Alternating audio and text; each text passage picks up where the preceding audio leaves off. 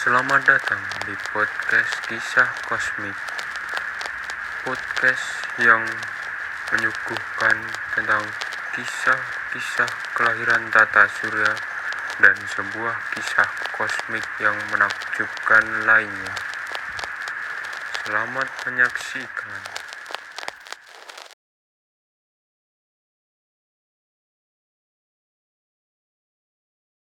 Selamat datang teman-teman sekalian di podcast kali ini dengan saya Rizky Saputra dan Kode France di podcast yang sangat family friendly di dunia ya guys ya tentunya.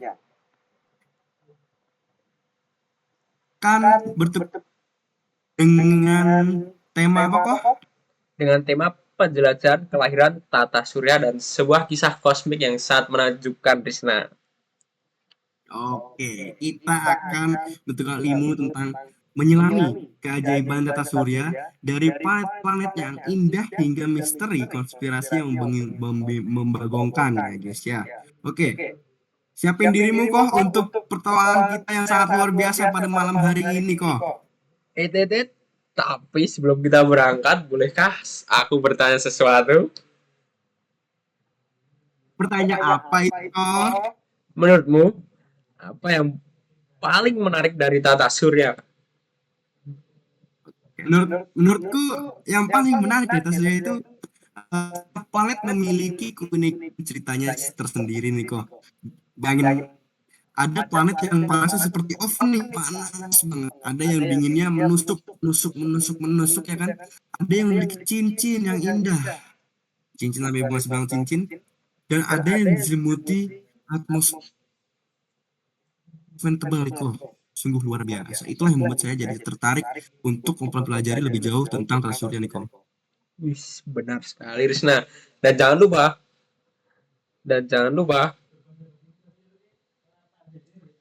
Aduh lupa. dan jangan lupa tentang misteri yang masih belum terpecahkan, Rizna, seperti keberadaan alien dan planet-planet tersembunyi lainnya. Tata surya kita itu penuh dengan kejutan dan teka-teki yang menanti untuk diungkap, Rizna. Ya, betul sekali. Itu juga kok. Itu salah satu hal yang membuat kita itu tertarik untuk membeli tata surya. Selain misteri-misteri yang belum terpecahkan nih kok. Uh, Oke, jadi tunggu apa lagi nih kok? Kita mulai aja perjalanan kita untuk menjelajahi tata surya nih. Gas kan. Gasken. Oke nih, balik lagi dengan kita berdua untuk menjelaskan percakapan antara peminat astronomi ya.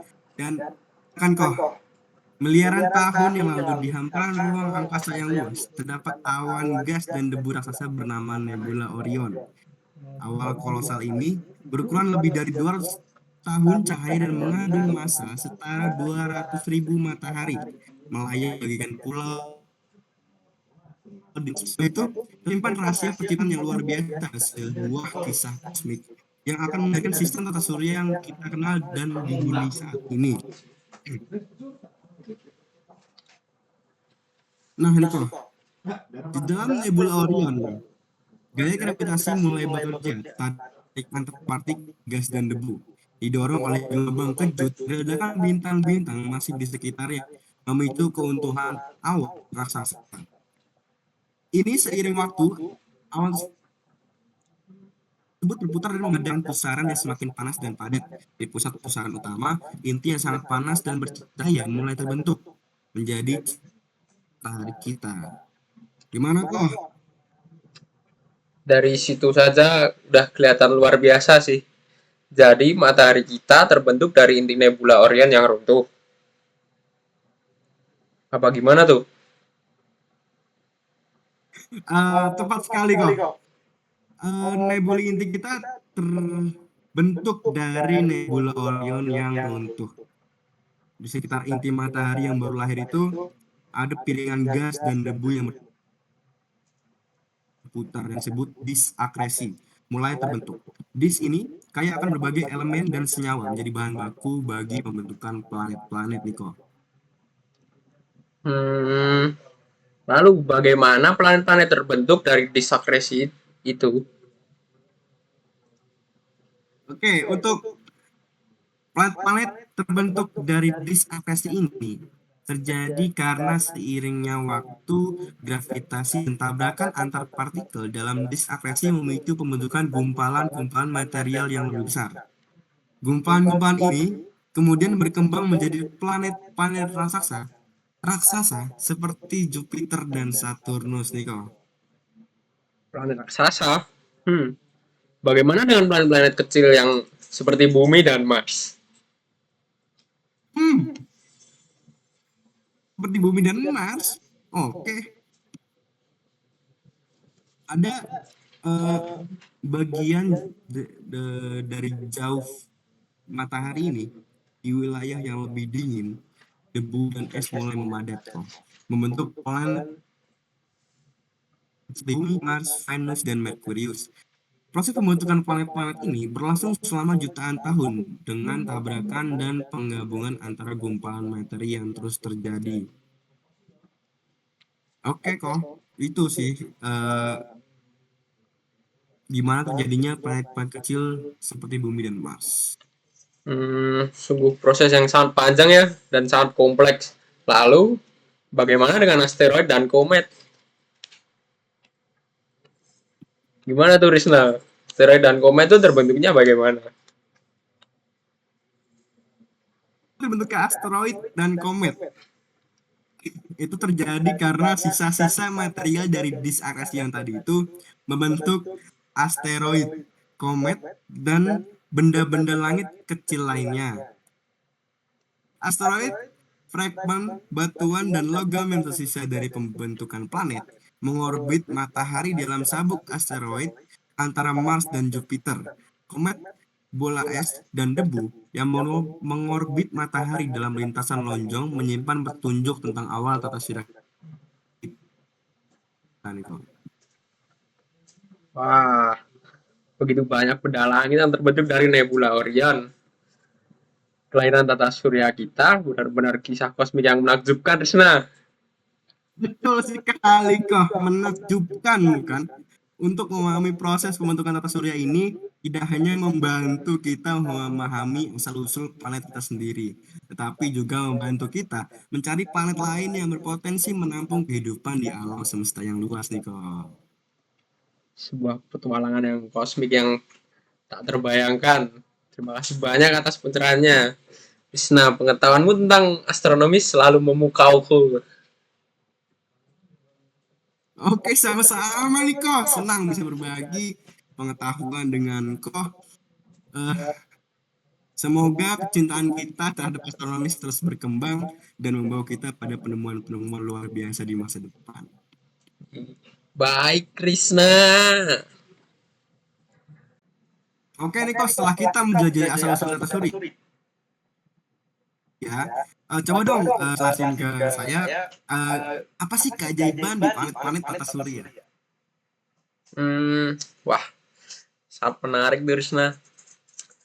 Mungkin setelah kamu menjelaskan tadi, kita akan melangkah lebih jauh lagi.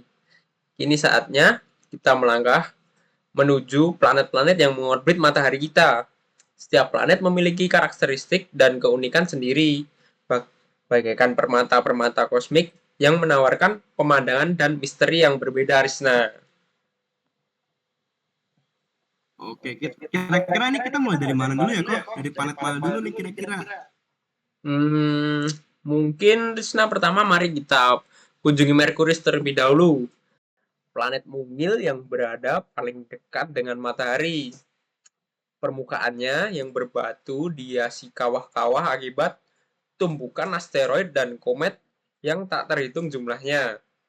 Merkurius tidak memiliki atmosfer yang signifikan dan temperaturnya sangat ekstrim, berkisar antara minus 173 derajat Celcius hingga 427 derajat Celcius. Bayangkan Risna, siang hari di Merkurius panasnya luar biasa, sedangkan malam hari dinginnya menusuk-nusuk sekali. Hmm, itu sih panas banget sih kayaknya kalau kita tinggal di situ kok. Ya nggak sih? Iya sih, mungkin Di sana kita bisa bakar tiap hari. Jadi manusia bakar pasti. Oh. Jadi Oke Ghost kok, habis Rider. itu selanjutnya apa nih kos? Oke, selanjutnya kita bakal belajar planet apa nih kok? Mungkin habis ini kita menuju ke planet yang kedua, Venus. Venus itu diselimuti atmosfer tebal yang kaya akan karbon dioksida, Risna. Atmosfer ini membuat temperaturnya sangat panas, mencapai 462 derajat Celcius, bahkan lebih panas dari oven. Permukaan Venus tersembunyi di balik awan tebal, dan terdapat gunung berapi aktif dan kawah yang tersebar di seluruh permukaannya. Seperti Venus, tidak ramah bagi kehidupan ya. Benar sekali kok. Sepertinya kalau dipikir-pikir nggak cocok sih buat kehidupan kita. Beda kayak di planet kita itu di bumi.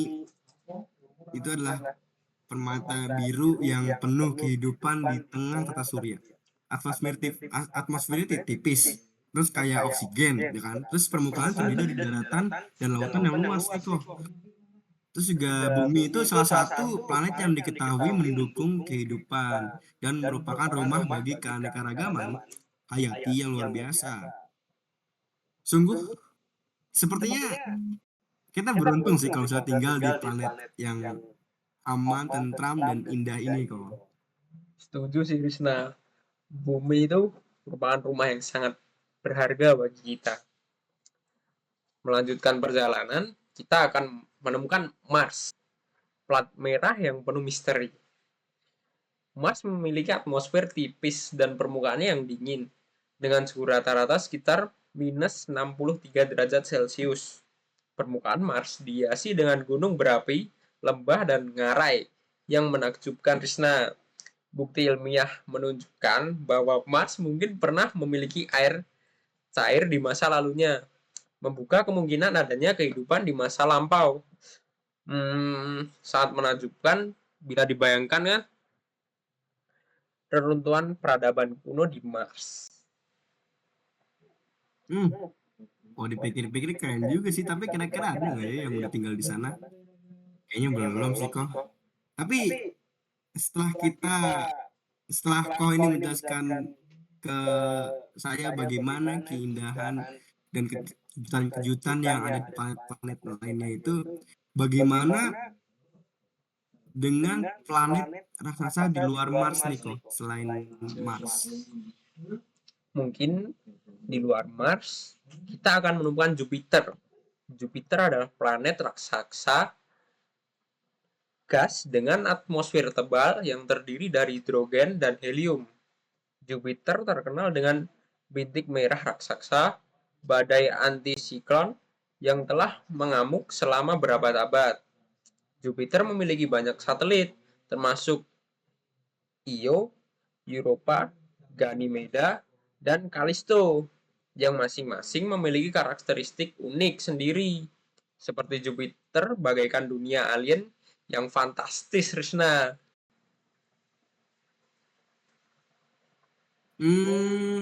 Tapi ada lagi kok, setelah kita ke Jupiter, setelah itu ada Saturnus. Coba gantian kok, ini sepengetahuanku aja kok tentang planet Saturnus. Silakan, Oke, planet Risna. ini terkenal dengan cincin yang indah nih kok, yang terbuat dari miliaran partikel es dan batu. Saturnus juga memiliki banyak satelit, termasuk Titan, satelit terbesar di surya dengan atmosfer yang kaya nitrogen.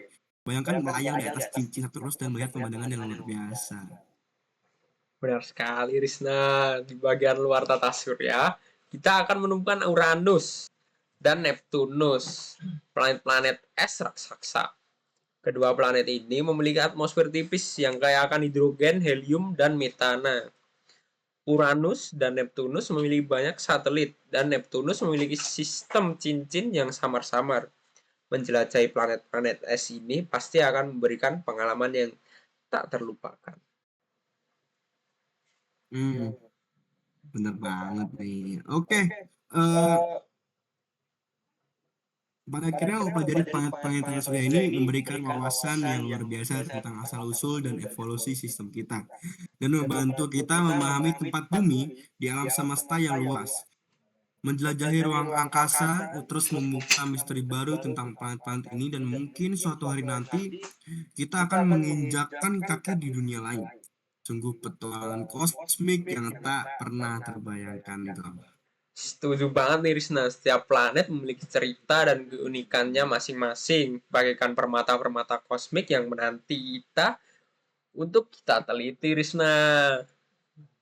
Oke. Oke Niko, setelah kita menjelajahi planet-planet yang menakjubkan di tata surya, aku penasaran nih dengan satelit-satelit yang berorbit mereka. Eh, Kayaknya sih ada banyak banget. Terus juga masing-masing punya fungsi yang unik di setiap satelit-satelitnya. Benar sekali nih Risna, satelit bagaikan pelayan setia yang menemani planet-planetnya. Setiap planet memiliki banyak satelit dengan jumlah dan karakteristik yang berbeda-beda. Mari kita lihat beberapa contohnya. Oke, kita mulai dari bumi kita dulu nih kok. Beberapa banyak satelit yang dimiliki oleh bumi. Bumi ini memiliki satu satelit alami, yaitu bulan.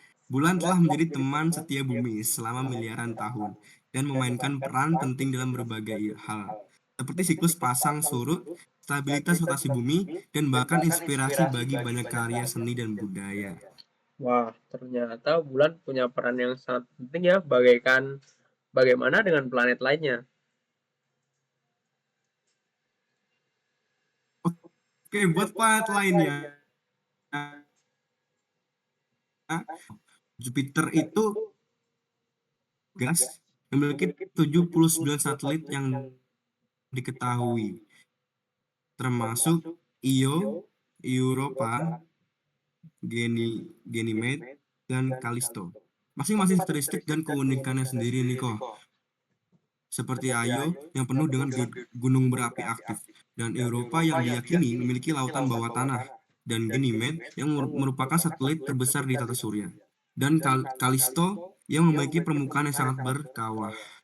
Luar biasa, Rizna. Sepertinya Jupiter memiliki sistem satelit yang sangat kompleks ya. Bagaimana dengan Saturnus? Oke kok, buat Saturnus itu juga memiliki banyak satelit nih kok, yaitu kisaran 82 yang diketahui. Yang paling tahu itu adalah cincinnya yang sangat indah nih kok, yang terbuat dari miliaran partikel es dan batu. Namun, Saturnus juga memiliki beberapa satelit yang menarik nih, seperti Titan, satelit terbesar kedua di tata surya dengan atmosfer yang kaya nitrogen, dan Enceladus yang diyakini memiliki air panas yang menyemburkan air keluar angkasa. Menakjubkan sekali nih. Sepertinya setiap satelit memiliki ceritanya sendiri-sendiri ya. Bagaimana dengan planet-planet lain, Rizna?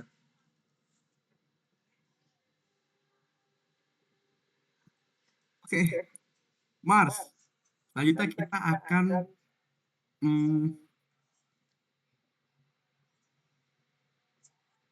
melihat satelit yang ada di bulan Mars. Oke, itu Mars memiliki dua satelit alami, yaitu Phobos dan Deimos, yang berukuran kecil dan berbentuk tidak beraturan. Diperkirakan bahwa Phobos dan Deimos ini adalah asteroid yang ditangkap oleh gravitasi Mars, Uranus, 27 satelit yang diketahui, dan Neptunus memiliki 14 satelit. Satelit-satelit yang di planet Satelit-satelit di planet-planet luar ini umumnya umum, dan beberapa di antaranya memiliki atmosfer tipis nih kok. Wih, sungguh beragam ya tentang satelit-satelit yang ada di tata surya kita. Apa sih fungsi utama dari satelit ini? Oke, fungsi utama satelit bervariasi nih kok. Beberapa satelit itu seperti bulan membantu menstabilkan rotasi planetnya. Untuk satelit lain seperti Io dan Europa memiliki aktivitas geometrik dan dapat memberikan petunjuk tentang sejarah tata surya. Buat Titan, itu memiliki atmosfer yang dapat dipelajari untuk mengetahui kemungkinan adanya kehidupan, dan beberapa satelit seperti satelit komunikasi digunakan untuk membantu komunikasi dan navigasi di bumi nih kok. Ternyata satelit memiliki peran yang sangat penting ya. Mempelajari satu satelit ini membuka wawasan baru tentang tata surya dan potensi kehidupan di luar bumi, Risna. Betul, betul, betul, betul nih.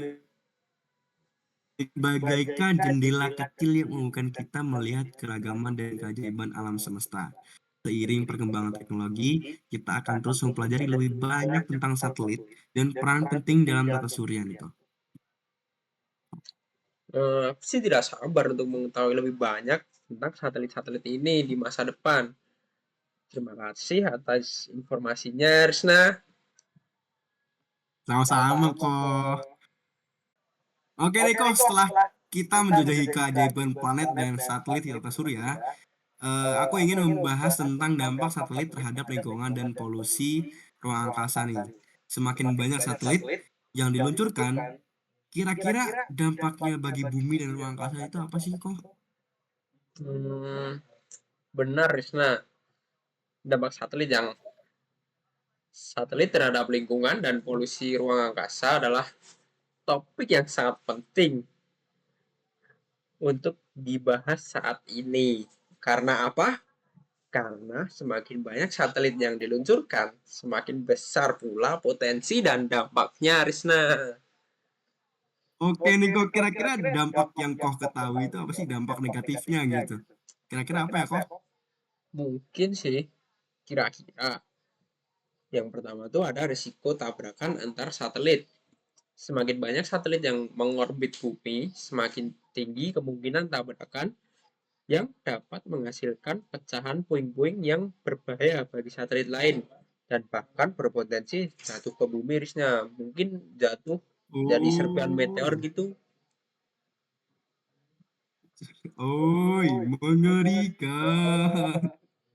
Lalu ada apa lagi nih kok? Yang kedua mungkin ada polusi cahaya dari satelit. Satelit yang mengorbit di ketinggian rendah dapat memantulkan sinar matahari dan menciptakan polusi cahaya di bumi yang dapat mengganggu observasi astronomi dan ekosistem alami di bumi, Risna. Buat yang ketiga ada nggak nih kok? Kan tadi satu dua doang, yang ketiga ada nggak? Hmm, eh, ada sih kayaknya. Kira-kira ya mungkin ini prediksi aku pribadi. Ada sampah luar angkasa saat satelit tidak lagi berfungsi, mereka menjadi sampah luar angkasa yang mengorbit di bumi. Sampah ini dapat membahayakan satelit lain dan misi luar angkasa di masa depan. Ternyata dampaknya juga lumayan banyak kan dari dampak negatifnya. Terus apa yang bisa kita lakuin untuk mengurangi dampak itu nih kok? Ada sih beberapa hal yang bisa kita lakuin. Yang pertama tuh, kita perlu mengelola peluncuran satelit dengan lebih bertanggung jawab dengan mempertimbangkan desain satelit yang tahan lama dan orbit yang lebih aman, Risna.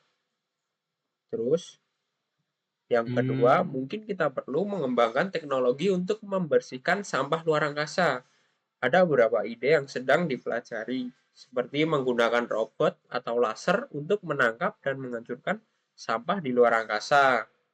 Untuk yang ketiga, kita perlu meningkatkan kesadaran publik tentang masalah ini. Semakin banyak orang yang tahu tentang dampak satelit, semakin besar kemungkinan mereka akan mendukung upaya untuk mengurangi dampak tersebut, Risna. berarti menjaga kelestarian lingkungan dan ruang angkasa itu tanggung jawab kita bareng-bareng ya kok ya? Setuju banget, Risna. Mungkin dengan kerjasama dan inovasi ini, kita dapat meminimalkan dampak negatif satelit dan memastikan bahwa teknologi luar angkasa dapat terus berkembang secara berkelanjutan. Aku harap sih di masa depan kita bisa menjelajahi ruang angkasa dengan satelit yang lebih ramah lingkungan dan bertanggung jawab kok. Aku yakin sih kalau itu. itu bisa kita capai. Mari kita terus belajar dan berinovasi untuk masa depan yang lebih baik di bumi dan di luar angkasa ini, Risna. Setelah kita membahas dampak satelit terhadap lingkungan dan polusi ruang angkasa, mungkin kita akan beralih topik nih, yang ke topik yang lebih cerah nih, yaitu masa depan eksplorasi ruang angkasa yang berkelanjutan. Bagaimana menurutmu? Apa yang akan terjadi di masa depan dengan eksplorasi ruang angkasa ini, Risna? Hmm, kalau aku sih optimis. Kalau mau di masa depan itu eksplorasi ruang angkasa akan penuh dengan kemajuan dan penemuan baru yang mencengangkan itu. Dengan teknologi yang semakin canggih dan kerjasama internasional yang semakin kuat, kita akan dapat menjelajahi lebih jauh dan lebih dalam ke luar angkasa, Bang. Apa sih tujuan utamanya untuk mengeksplorasi ruang angkasa di masa depan tuh? Ada beberapa tujuan utama nih kok.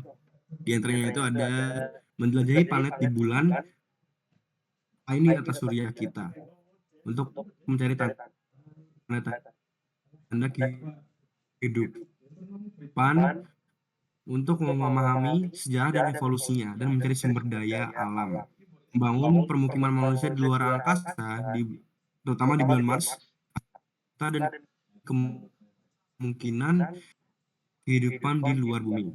Terus juga ada mengembangkan teknologi baru untuk perjalanan luar angkasa yang lebih cepat, aman dan efisien, serta untuk eksplorasi ruang angkasa yang lebih berkelanjutan. Dan juga ada lagi memahami lebih banyak tentang alam semesta dan usul-usulnya, termasuk sifat materi gelap dan energi gelap, dan mencari kemungkinan adanya planet lain yang dapat Eh, dihuni. wow, tujuan-tujuan sangat ambisius, Risna. Bagaimana kita bisa mencapai tujuan-tujuan tersebut? Dengan cara apa yang dapat berkelanjutan? Ada beberapa hal yang perlu kita perhatikan nih kok. Apa tuh? Yang pertama, yang pertama Solar, enggak. Yang pertama itu adalah Enggak mengembangkan dong. teknologi yang hemat energi dan menggunakan sumber daya secara efisien dalam misi luar angkasa. Yang kedua itu adalah mengurangi sampah luar angkasa dan membersihkan puing-puing satelit dan pesawat ruang angkasa yang tidak lagi digunakan. Yang ketiga itu adalah melindungi planet dan bulan lain dikontaminasi dan kerusakan akibat aktivitas manusia. Yang keempat itu adalah memastikan akses yang adil dan damai ke ruang angkasa bagi semua negara dan organisasi. Gitu kok. Hmm, benar sekali sih, Risna. Eksplorasi ruang angkasa yang harus dilakukan dengan bertanggung jawab dan berkelanjutan agar tidak membahayakan generasi sekarang dan masa depan. Eh, aku yakin sih kalau misalnya dengan kerjasama dan inovasi yang beragam, kita dapat mencapai masa depan eksplorasi ruang angkasa yang berkelanjutan dan bermanfaat bagi seluruh umat manusia. Nah, aku sih sangat berharap sih, Risna, kita dapat segera melihat manusia menjelajahi planet-planet lain dan membangun permukiman di luar angkasa itu. Akan menjadi pencapaian sangat luar biasa sih bagi peradaban manusia tersebut. Hmm, sama sih. Masa depan eksplorasi ruang itu penuh dengan kemungkinan yang tak terbatas. Mari kita terus belajar, berinovasi, dan bersama untuk mencapai masa depan yang lebih cerah di antara bintang-bintang. Asik.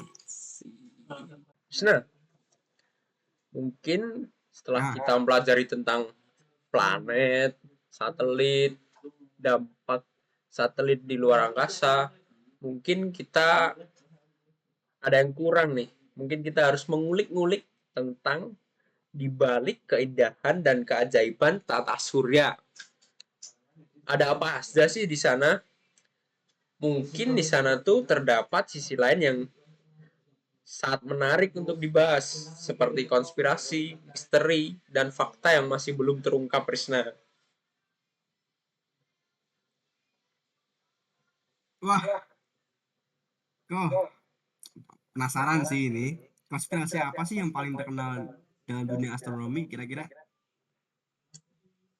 Mungkin salah satunya ya paling populer di seluruh dunia adalah penampakan UFO, Risna.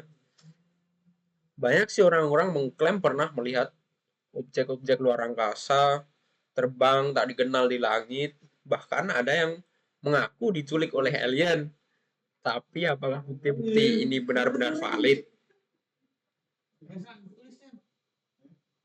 Hmm, kalau dipikir-pikir video sama foto gitu-gitu sih banyak banget sih kok yang beredar di internet. Tapi susah kayaknya buat mastiin itu tuh bener atau enggak. Kira-kira menurut kau gimana kok? Itu asli atau enggak? Mungkin kalau menurutku sih kita harus kritis sih, Risna.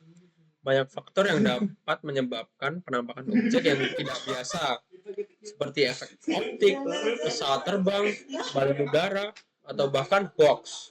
Kita perlu mempelajari bukti-bukti secara objektif dan mencari penjelasan ilmiah yang lebih rasional, Risna. Itu benar sih. Tapi selain UFO, ada konspirasi lain yang nggak kalah menarik gak kok selain UFO? Kayak misalnya planet X atau Nibiru atau konon ada planet-planet akan menabrak bumi dan membawa kiamat kok. Menurutku sih klaim-klaim ini memang terdengar mengerikan sih. Tapi para ilmuwan tidak menemukan bukti ilmiah yang mendukung keberadaan planet X dan planet Nibiru ini, Risna. Mungkin pengamatan dan perhitungan astronomi menunjukkan bahwa tata surya kita stabil dan tidak ada ancaman besar yang akan menabrak bumi dalam waktu dekat ini, Risna. Hmm. Eh, penting buat kita tahu kalau sains itu didasarkan pada bukti dan logika kok. Konspirasi yang tidak didukung oleh bukti ilmiah sebaiknya nggak usah disebarkan gitu nggak sih harusnya? Tepat sekali sih. Konspirasi ini dapat menyesatkan dan menimbulkan ketakutan yang tidak perlu. Kita sih harus selalu mencari informasi dari sumber terpercaya dan bersikap kritis terhadap berita yang belum terverifikasi. Hmm, benar-benar. Eh, menjelajahi tata surya itu penuh sama keajaiban dan misteri. Tapi dengan sikap kritis dan nasional. Dan juga kita harus selalu mencari fakta dan kebenaran berdasarkan bukti ilmiah. Setuju, Risna. Mari kita saling belajar dan menjelajahi kosmos dengan penuh semangat dan rasa ingin tahu, namun tetap berdasarkan pengetahuan dan logika kita. Hmm, aku yakin sih di balik konspirasi dan misteri masih banyak rahasia tata surya. Mari kita terus mencari jawaban dan membuka lembaran baru dalam perjalanan manusia menjelajahi alam semesta.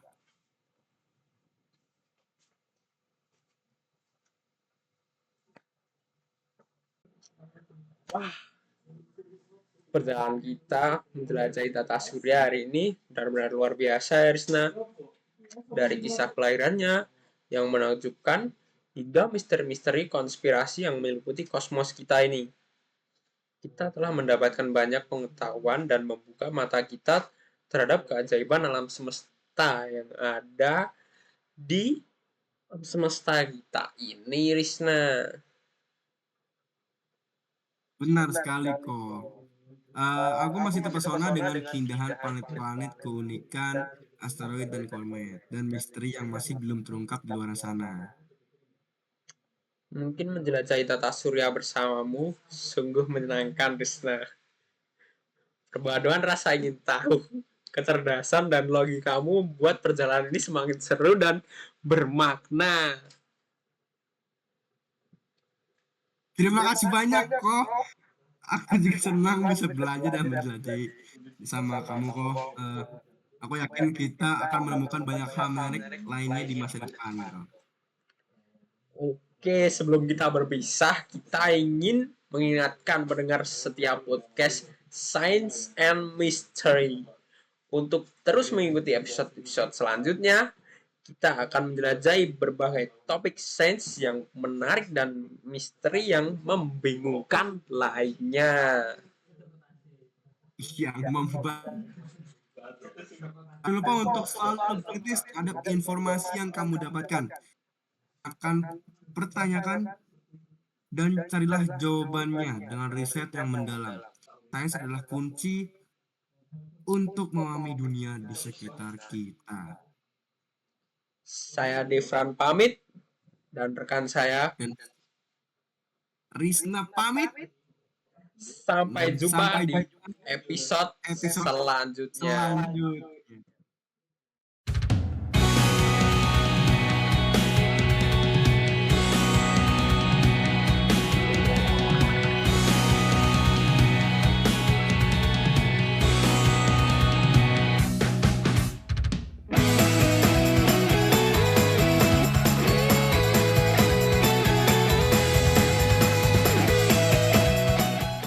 selanjutnya. Nah, mungkin Apa?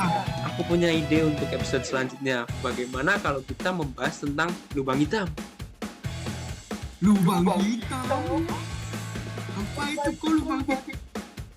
Nah, kita siapkan misterinya dan ajak para pendengar untuk menjelajahi gelapan kosmos bersama kita. Hahaha.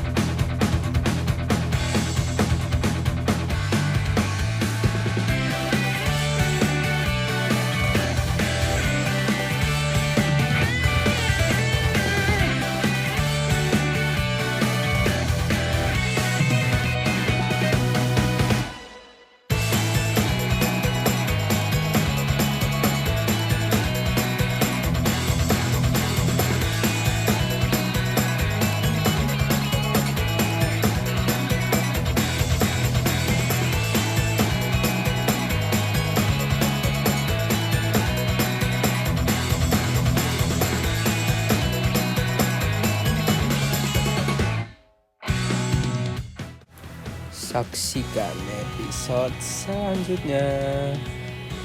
Dadah.